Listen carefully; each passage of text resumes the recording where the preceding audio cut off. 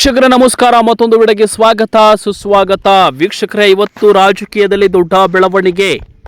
ಡಿ.ಕೆ. ಶಿವಕುಮಾರಿಂದ ಬೇರೆ ರೀತಿಯ ಒಂದು ತಂತ್ರ ಬಳಕೆಯನ್ನು ಮಾಡಿರುವಂಥದ್ದು.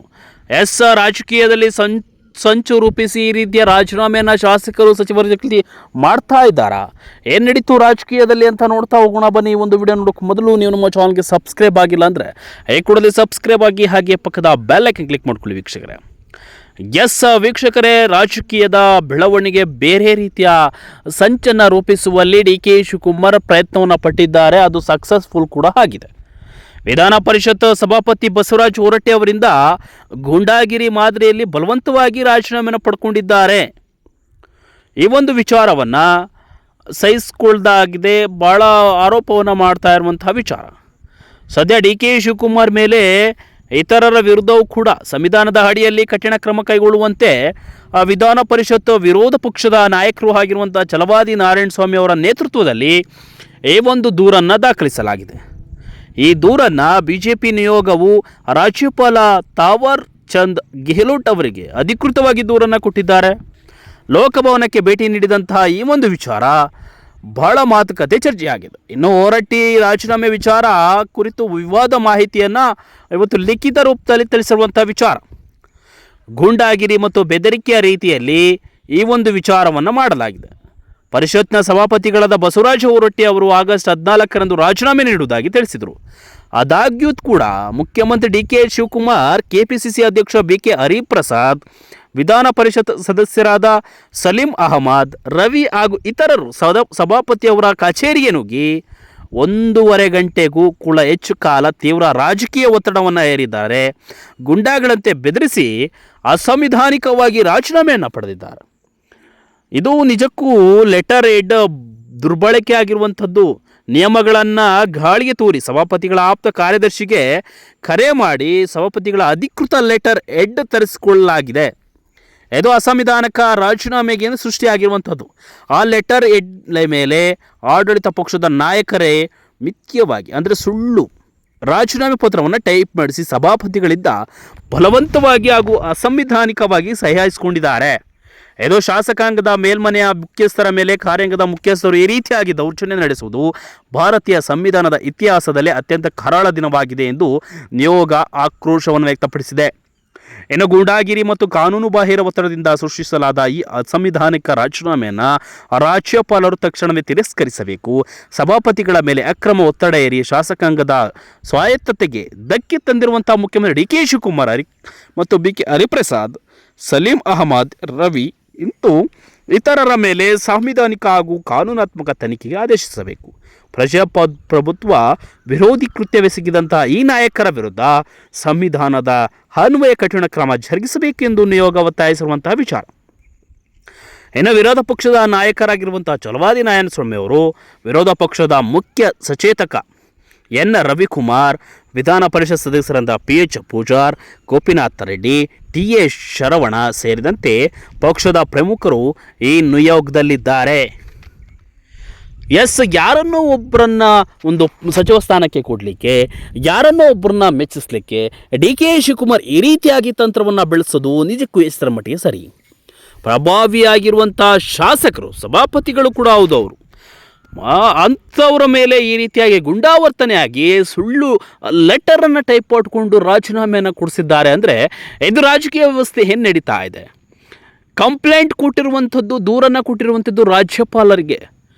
ಈ ಒಂದು ಬಿಜೆಪಿಯ ನಿಯೋಗದವರು ಕಂಪ್ಲೇಂಟನ್ನು ಕೊಟ್ಟಿರುವುದು ಇದು ಎಷ್ಟರ ಮಟ್ಟಿಗೆ ಹೊಡೆತ ಬಿದ್ದಿರಬೇಕು?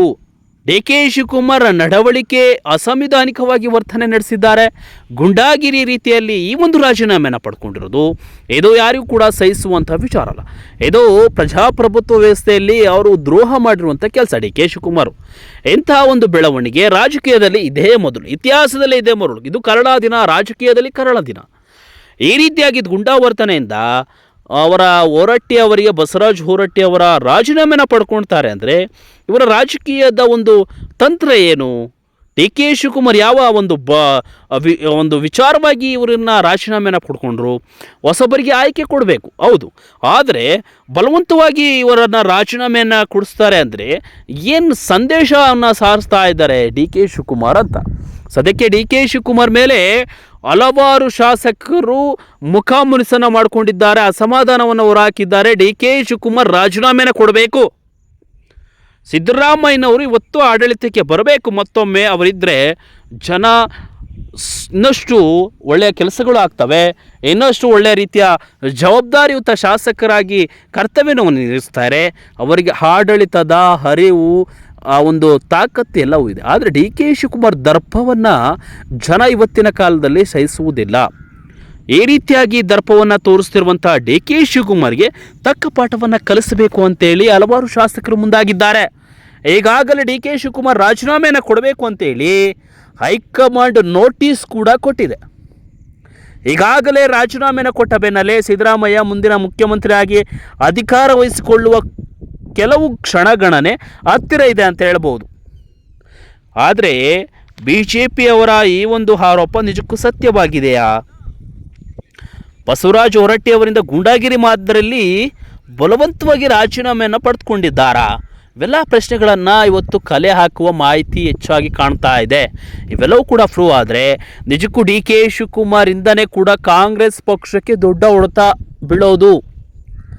ಈ ರೀತಿಯಾಗಿ ಗುಂಡಾವರ್ತನೆಯನ್ನು ಮಾಡಿದರೆ ಎಂತಹ ಪ್ರಭಾವಿ ಶಾಸಕರೆಲ್ಲರೂ ಕೂಡ ಪಕ್ಷವನ್ನು ಬಿಟ್ಟು ಬೇರೆ ಪಕ್ಷಕ್ಕೆ ಸೇರಿಕೊಳ್ಳುವ ಒಂದು ಅವಕಾಶಗಳು ಇನ್ನಷ್ಟು ಜಾಸ್ತಿ ಆಗುತ್ತೆ.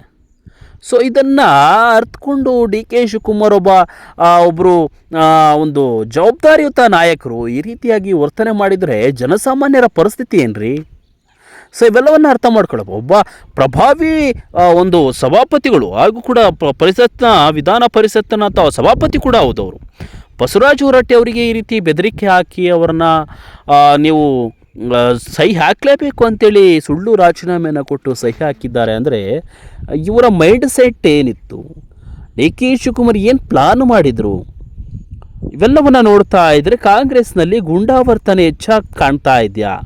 ಮುಂದೊಂದು ದಿನ ಜನಸಾಮಾನ್ಯರಿಗೆ ಈ ರೀತಿಯಾಗಿ ವರ್ತಿಸ್ತಾ ಹೋಗ್ತಾರಾ ಗುಂಡಾವರ್ತನೆಯಲ್ಲಿ ಅನ್ನೋದು ಭಾಳ ಒಂದು ಸಮಸ್ಯೆಯಾಗಿ ಎದುರಾಗಿದೆ. ಸೊ ಮುಂದಿನ ದಿನಗಳಲ್ಲಿ ಈ ರೀತಿಯ ಒಂದು ಕೆಲಸಗಳು ಮರುಕಳಿಸಬಾರ್ದು ಅಂತೇಳಿ ಹೈಕಮಾಂಡ್ ಈಗಾಗಲೇ ಡಿ ಕೆ ಶಿವಕುಮಾರ್ಗೆ ನೋಟಿಸನ್ನು ಕೊಟ್ಟಿದೆ, ಜಾರಿಯಾಗಲಿ, ನೀವು ರಾಜೀನಾಮೆಯನ್ನು ಕೊಡಬೇಕು ಅಂತ. ಸೊ ಈ ನಿಟ್ಟಿನಲ್ಲಿ ಡಿ ಕೆ ಶಿವಕುಮಾರ್ ರಾಜೀನಾಮೆಯನ್ನು ಕೊಟ್ಟರೆ ಕೆಲವೇ ಕ್ಷಣಗಳಲ್ಲಿ ಸಿದ್ದರಾಮಯ್ಯ ಅವರು ಒಂದು ಪ್ರಮಾಣ ವಚನ ಸ್ವೀಕಾರ ಮಾಡಿಕೊಂಡು ಮುಖ್ಯಮಂತ್ರಿಯಾಗಿ ಮುಂದುವರಿಯುತ್ತಾರೆ. ಸೊ ನೋಡ್ತಾ ಹೋಗೋಣ ಬಸವರಾಜ ಹೊರಟ್ಟಿ ಅವರ ಈ ಒಂದು ಬಲವಂತದ ರಾಜೀನಾಮೆಯನ್ನು ಕ್ರಮಕ್ಕೆ ರಾಜ್ಯಪಾಲರು ಯಾವ ರೀತಿಯಾಗಿ ಈ ಒಂದು ಆಯೋಗವನ್ನು ರಚನೆಯನ್ನು ಮಾಡ್ತಾರೆ, ತಂಡವನ್ನು ರಚನೆ ಮಾಡ್ತಾರೆ, ಇದಕ್ಕೆ ತನಿಖೆಯನ್ನು ಯಾವ ರೀತಿ ನಡೆಸ್ತಾರೆ ಅನ್ನೋದನ್ನು ಕಾದು ನೋಡಬೇಕಿದೆ. ಅಲ್ಲಿವರೆಗೂ ನೋಡ್ತಾ ಇರಿ ಅಂತ ಹೇಳ್ತಾ ಈ ಒಂದು ವಿಡಿಯೋವನ್ನು ಮುಗಿಸ್ತಾ ಇದ್ದೀನಿ ವೀಕ್ಷಕರೇ. ಯಾರೆಲ್ಲ ನಮ್ಮ ರಾಜಕೀಯದ ಕೆಲವೊಂದಿಷ್ಟು ಇಂಪಾರ್ಟೆಂಟ್ ವಿಚಾರವನ್ನು ನೋಡ್ತಾ ಇರ್ತೀನಿ, ನಮ್ಮ ಚಾನಲ್ಗೆ ಹೊಸಬರಾಗಿದ್ದರೆ ತಪ್ಪದೆ ಸಬ್ಸ್ಕ್ರೈಬ್ ಮಾಡಿಕೊಂಡು ಹೊಸ ವೀಡಿಯೋಗಳನ್ನು ನೋಡಲಿಕ್ಕೆ ಪಕ್ಕದ ಬೆಲ್ ಐಕನ್ ಕ್ಲಿಕ್ ಮಾಡಿಕೊಂಡ್ರೆ ನಿಮಗೆ ನೋಟಿಫಿಕೇಶನ್ ಮೂಲಕ ಸಿಗುತ್ತೆ ಅಂತ ಹೇಳ್ತಾ ಈ ಒಂದು ವಿಡಿಯೋನ ಮುಗಿಸ್ತಾ ಇದ್ದೀನಿ ವೀಕ್ಷಕರೇ. Thank you.